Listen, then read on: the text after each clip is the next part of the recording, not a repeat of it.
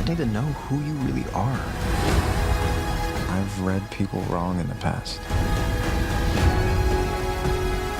Are you following me? I'm on to you. I won't let her get in the way of us.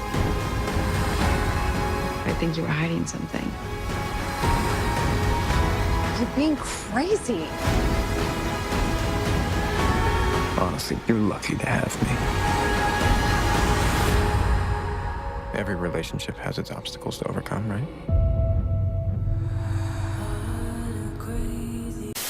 So I watched the Netflix series You. Now, I'm going to explain a lot of this movie, and it's going to have like some spoilers, especially towards the beginning. I'm not going to go through the whole season but I'm just trying to get you involved. And I almost don't want to because I'm trying to suggest this movie. I suggest you go watch it. Just go watch it, but it has so many twists and turns and it just throws you off guard. But I'm giving you the spoiler warning right now. If you don't want any spoilers, don't watch it. Go see it. Come back and check out my review. Basically, the story is there's a guy who works at a bookstore. His name's Joe. And he's been running this bookstore since he was a kid. Really good, really close to the guy who owns the bookstore who's old and whatever. He's working the bookstore right at the beginning, and a girl walks in. And this girl's beautiful, but when the girl walks in, he's analyzing her right away. And he's like, yo, she wants to be seen. And, oh, yeah, look at the way she brushes her hair. I mean, he really analyzes it. And, he seems like a really cool and suave dude. She comes up, she starts talking about books, and they really connect like that. And he's, like, analyzing her more. He's like, oh, she likes me, and everything's cool, She's smiling at him, and she takes a credit card and everything. And next thing you know, Joe is analyzing her a little bit more and looking her up online and checking out her Instagram and saying, oh, unprivate Instagram, she wants to be seen, and all this stuff. Like, his whole thing is like, oh, she loves being seen. And it's not that creepy yet.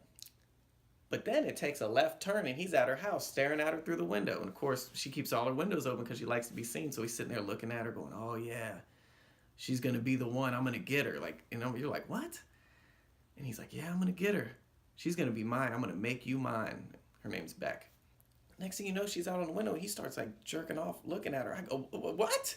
I said, hold on a second. It was creepy enough that he went and found her house, but then he starts jerking off. So I said, so now I'm like, what the fuck is going to happen, right? I'm invested, right? Next thing you know, this Joe guy's like following her around. He ends up seeing her at a bar getting trashed. And then he follows her to the subway. Well, she's on the subway, and she's tipping, like, on the edge of the subway. And she falls in, and she's, like, about to get hit by the train. Well, he's like, take my hand. And he pulls her up and saves her, right? And they're on top of each other and that whole love thing. And it, it's, like, almost too perfect kind of thing. But she's like, oh, thank you. It's like, let me help you. Let me give you a cab ride home. So he gives her a cab ride home. The douchey boyfriend's there. She got a douchey boyfriend. He's, like, this rich, entitled guy. And he's got, like, he makes, like organic soda or something like that. So next thing you know, Joe's catching up on him, and he's going through her stuff, and he's like trying to find stuff about this guy, and he's finding all this stuff. This guy's a scumbag, he's a douche, and he can just see how he is. Like, look at this guy, and he's really upset about this. So in Joe's mind, he wants to fix this. Here's the messed up thing about Joe. Joe is the most likable character. Like, him as a person, like, he's a likable guy. So when he's doing all this creepy stuff, you're almost rooting for him. Like, he'll be like there's a point where he's like going in her house and going through her shit and going through her laptop and stuff, and you're like, get out of there, Joe, get out of there. But then you're like, wait a second, dude, this guy's out of his mind. What is he doing?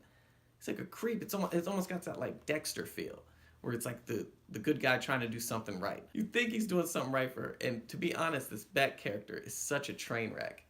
Like, you really do think he's helping her out, but it's for the most selfish reasons, and you're just like, you're so conflicted with this character. And like I said, Beck, the girl he's trying to chase, is such a idiot. Like, she does not have it together. All her friends are stupid. All her choices are stupid. And Joe really does help push things along. Like, he's kind of doing the right thing, but he's doing it in such a selfish and like sinister way.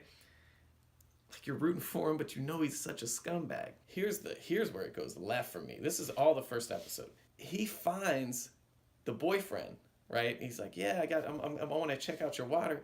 And then he takes him to this warehouse and knocks him out and locks him in the basement of the bookstore. And I'm like, oh, I know what I'm getting into now. This is great. I'm in. right? That's where it hit me. I'm into this. Like I said, you're so conflicted this whole show with these characters. Joe's such a likable character. You root for him the whole time, but you keep catching yourself going, this guy is a fucking maniac. He's crazy. He's such a creep, and he does all these things, but he's so likable. It's like sociopath kind of thing, but psychopath too. It's a good one. It's 10 episodes long. I suggest watch it with your girl and watch a few at a time, because it's kind of addicting watching it, because it leaves you with a good cliffhanger every time. Yeah, I really enjoyed the show for what it was. Like, it's a good one to just lay back and just binge, you know, because I think it was originally a Lifetime show, but that it blew up once it got on Netflix, and a lot of things do, because you can just watch them over and over. Yeah, I'm gonna give this one like a 7.8 out of 10. I enjoyed it. I think it could have been a solid one series kind of thing, but of course they're gonna try to make another one. I hope it's as good as this one, but the setup for this one was so good, and the friction and the tension between the characters. Like, it gets a little corny at times, but every time it gets a little too corny with the love stuff, it goes straight back into the craziness, because you remember, like, there's all this stuff going on, and Joe's like so cool, and he's like trying to just like, hey, I forgot I have somebody in my basement. Oh, I better go check that out. You know, it's pretty wild show. So go check it out. Have a good time.